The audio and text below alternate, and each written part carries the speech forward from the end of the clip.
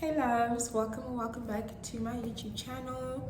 So I am posting a rather highly requested video that a lot of people have been asking me about, which is my Etihad Airways employment timeline and how I went from the open day to actually working as a flight attendant for Etihad Airways.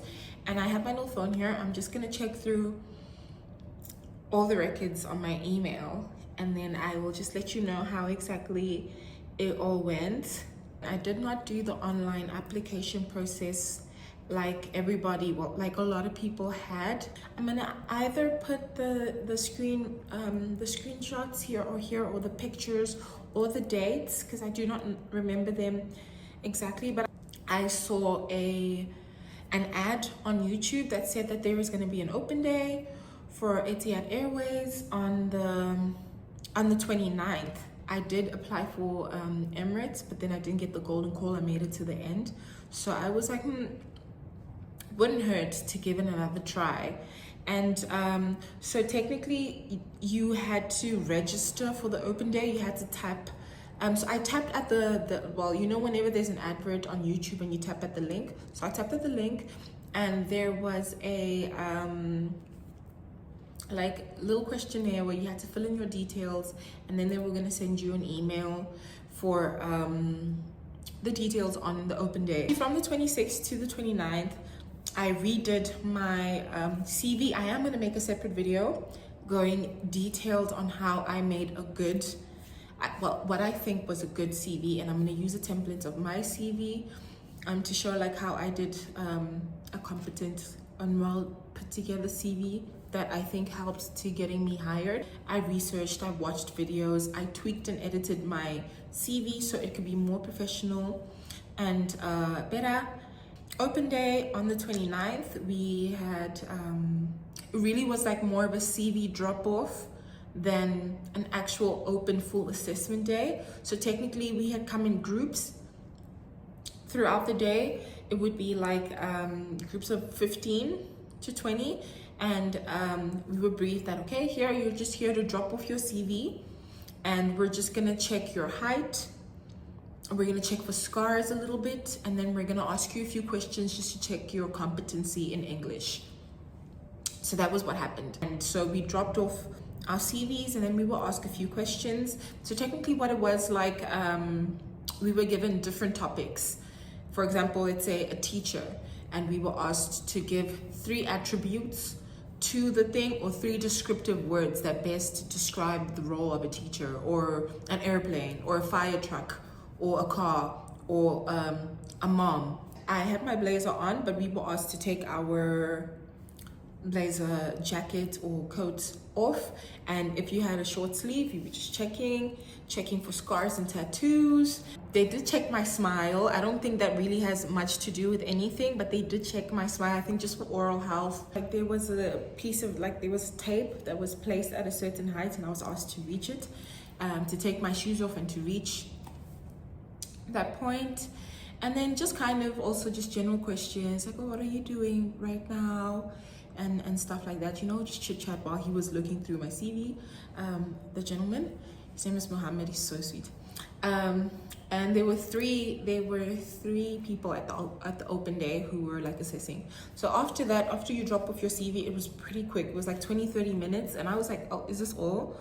And then they said, no, actually you get an email. They will email us when it is time, whether we made it or not.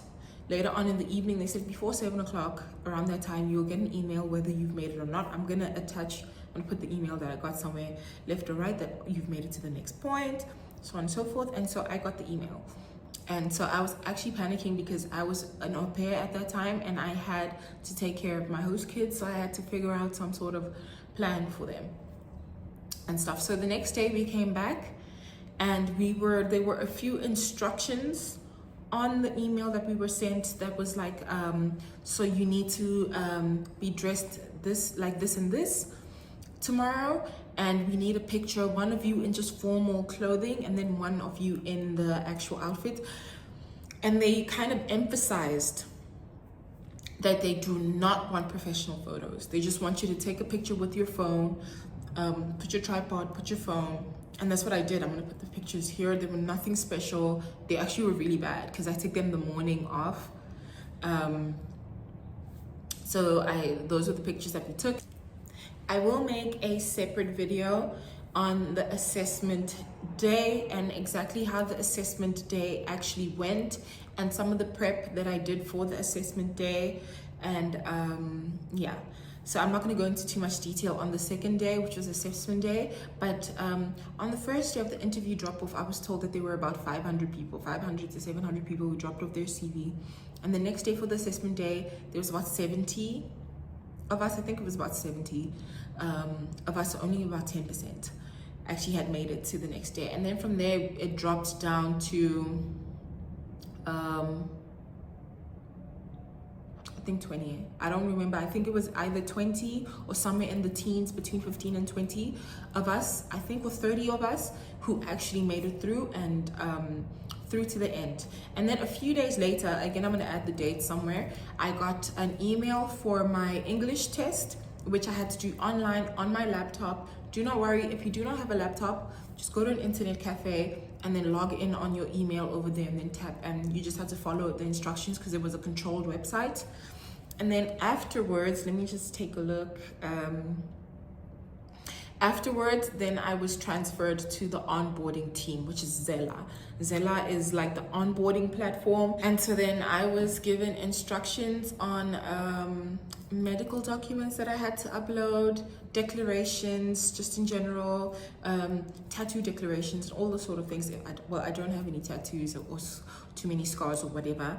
And just had to upload all of those medical declarations and stuff, which took quite a while because some of the things did need to be, I think, certified if you came from a specific country, which it didn't have to be for me, but I did still go for a doctor's appointment just to make sure that all the information that I was putting in was accurate. All of the documents had to be submitted by the 26th of December, and you had to have an ID photo. I'm going to attach it here, which was my ID photo, which was going to be used for your Etihad ID card, your employment card, like your card that you used to access the facility once you arrived.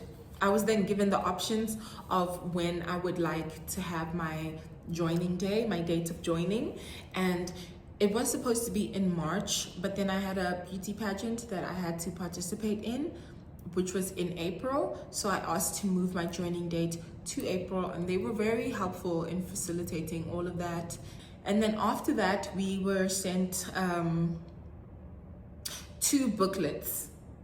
They were not booklets, they were huge books, quite a lot of pages. One had 77 pages and the other one had 50 something or 60 pages. And those were the notes and the things that we were supposed to kind of study on before arriving that would help make the transition into learning easier. And the other one was just for style and image and uniform and just kind of what we were expected to look like, what sort of earrings we were allowed to have, what sort of watch we were allowed to have, the type of makeup that we were allowed to have, the type of shoes, the type of skirt, the type of top, just kind of guidelines on that. I received my date of joining, and then they did send me, they wanted to have confirmation on my flight details, which I did send to them the airport, which was the most convenient for me to be picked up from. And so I got picked up from an airport in Nigeria because that was where the pageant was happening. And right after the pageant, I literally came straight from the pageant from Nigeria to Abu Dhabi. And yeah, I unfortunately could not fly with Etihad because Etihad Airways does not fly to Nigeria, which is so sad because you get flown business class. You get flown business class from your country to Abu Dhabi if it is that your country is one of the locations, or your city is one of the places that they fly to. You get flown business class, you get a chauffeur, and all of that special treatment just to make you feel valued, and just so that you can also experience the first class service.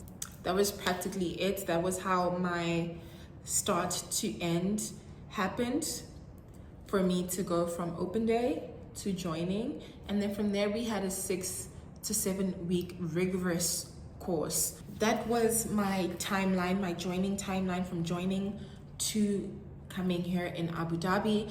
And I will be making separate videos, one for the CV details and the other one explaining in detail how my open day was. Please let me know what other content you would like. I do like posting makeup and fashion and other travel content, and let me know if you'd like to see that too.